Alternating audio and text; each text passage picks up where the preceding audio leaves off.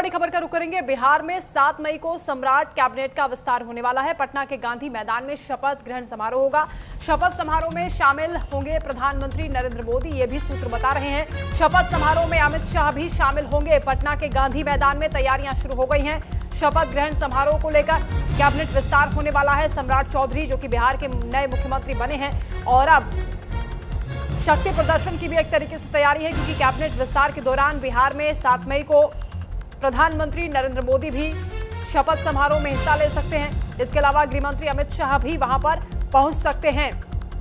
तो बिहार में अब सम्राट कैबिनेट का विस्तार होने वाला है। कौन कौन से चेहरों को जगह दी जाएगी, ये देखना दिलचस्प होगा। सहयोगियों को कितना तरजीह मिलेगी, यह भी देखना होगा। 7 मई को कहा जा रहा है कि सम्राट कैबिनेट का विस्तार होगा। हलचल लगातार तेज है, चर्चा हो रही है कौन कौन से चेहरे शामिल किए जाएंगे कैबिनेट में।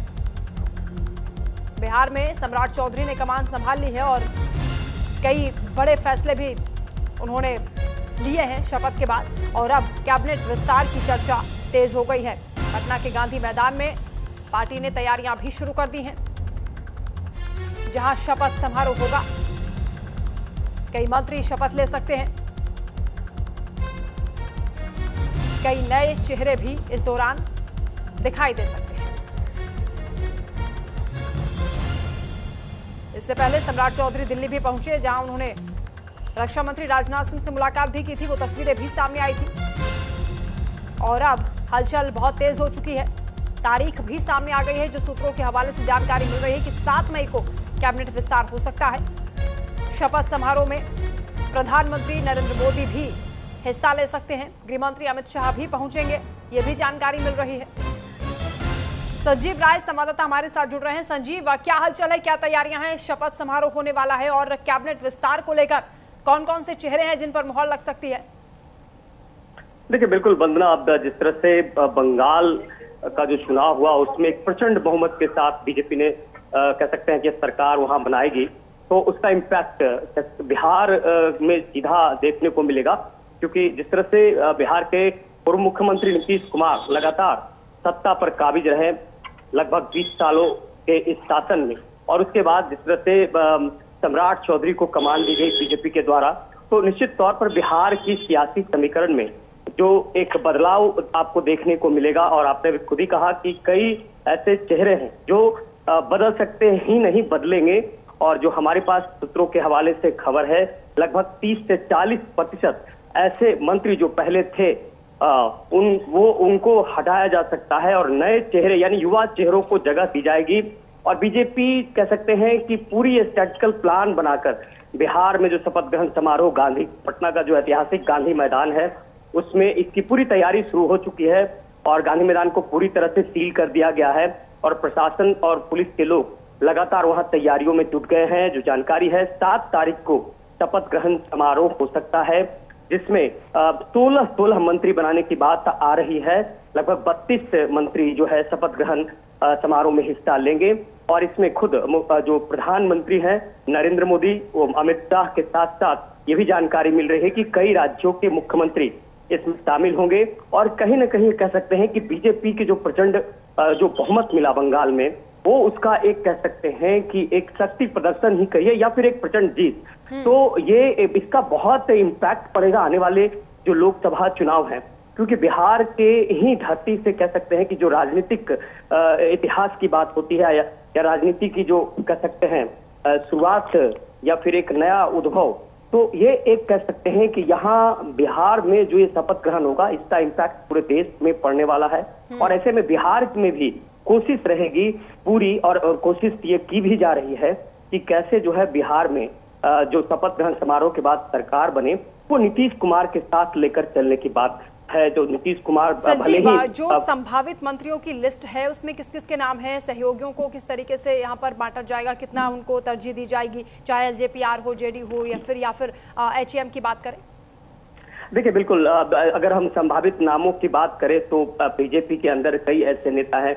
सबसे पहले विजय सिन्हा जो डिप्टी सीएम रह चुके हैं, वो अब उनको क्या दिया जाता है, और माना जा रहा है कि उन्हें भी एक कह सकते हैं कि बड़ा पद मिल सकता है। उसके अलावा कई ऐसे नेता हैं जिनको कि रिसफलिंग कर जो पुराने नेता हैं उनको नए चेहरों को जगह दिया सकता है। इसमें अनिल सिंह विधायक हैं जो हिसुआ से, उनको जगह मिल सकती है। उसके अलावे कह सकते हैं कि कई ऐसे जो दलित चेहरे हैं उनको जगह मिल सकती है। उसके अलावे आप देखिए हम पार्टी से जिस तरह से आपने बात कही, तो संतोष सुमन जो है जीतन राम मांझी के बेटे हैं, पिछले हर सरकार में वो मंत्री रहे हैं, उनको जगह मिल सकती है। और भी नए चेहरों को जोड़ा जा सकता है। उसके अलावा चिराग पासवान की पार्टी से जो 19 विधायक हैं, तो उसमें से अभी जो संजय सिंह थे, मंत्री थे पिछले सरकार में, उसके अलावा संजय पासवान जो काफी करीबी हैं चिराग पासवान के, पासवान समाज से आते हैं, उनको बनाया जा सकता है। राजू तिवारी जो प्रदेश अध्यक्ष और विधायक दल के नेता भी हैं इनकी सरकार में, तो चिराग पासवान की सरकार में उनको मंत्री बनाया जा सकता है। उसका जेडीयू से जिस तरह से श्रवण कुमार हैं, विजय चौधरी हैं, ये तमाम कई ऐसे नेता हैं जिनका कि, और एक लिस्ट जो कह सकते हैं कि लगभग बन चुकी है। सम्राट चौधरी जब दिल्ली गए थे तो वहां नामों का कह सकते हैं कि फैसला हो चुका है, क्योंकि देखिए नितिन नवीन जो राष्ट्रीय अध्यक्ष हैं खुद पटना बिहार की सियासत में लंबे समय से हैं, और जिस तरह से प्रचंड बहुमत मिला है, तो एक बहुत कह सकते हैं नितिन नवीन और तमाम जो लोग ये स्ट्रेटजी बनाकर जो लिस्ट आई होगी सम्राट चौधरी के पास, कहीं न कहीं बिहार में जातीय समीकरण के साथ साथ एक जो विकास की धारा है उसको कैसे बढ़ाया जाए। और देखिए नीतीश कुमार की अगर हम बात करें, तो जिस तरह से नीतीश कुमार के बेटे निशांत हैं, वो लगातार यात्रा कर रहे हैं, और यात्रा कर कर कहीं न कहीं उनको मजबूत किया जा रहा है, ताकि आने वाले भविष्य में जो लोकसभा चुनाव हो उसमें जेडीयू भी मजबूती के साथ आगे आ सके। हालांकि फिलहाल ये जो जानकारी है बिल्कुल साफ है कि जो मंत्रिमंडल में जगह मिल सकती है उसमें नए चेहरों को जगह मिलेगी, और वो उसकी लगभग जो है तैयारी पूरी कर ली गई है। बिल्कुल, और ये कहा जा रहा है कि बीजेपी अपने कोटे से 15 से 16 मंत्री बना सकती है। जेडीयू की बात करें तो कहा जा रहा है कि 9 से 10 मंत्री हो सकते हैं, ये संभावित मंत्री हैं। बिल्कुल, मैं पहले भी कहा आपको कि 32 मंत्री तो दोनों ही अलायंस से बनाए जा सकते हैं, जेडीयू और बीजेपी जो कि शासन में, उसके साथ साथ जो उनके अदर अलायंस है, जैसे हम पार्टी की हम बात कर ले या फिर लोजपा, तो इन सब को मिलाकर 32 की संख्या में जो है मंत्री बनाए सकते हैं। 15 से 16 मंत्री जो है वो बन सकते हैं। उसकी बीजेपी से 10 से 12 जो मंत्री हैं वो बन सकते हैं। जेडीयू से हम पार्टी से जो है एक मंत्री जो है संतोष सुमन जो जानकारी है उनको बनाया जा सकता है, या फिर उनकी पत्नी भी विधायक हैं उनको भी बनाया जा सकता है। और उसके अलावा जिस तरह से हमने कहा कि लोजपा आर यानी कि रामविलास की पार्टी जो है, चिराग पासवान की जो पार्टी है, उससे भी 2 मंत्रालय निश्चित है। और संजय पासवान जो है पहले भी मंत्री रह चुके हैं, उनको तय है कि उनको भी मंत्री बनाया जाएगा।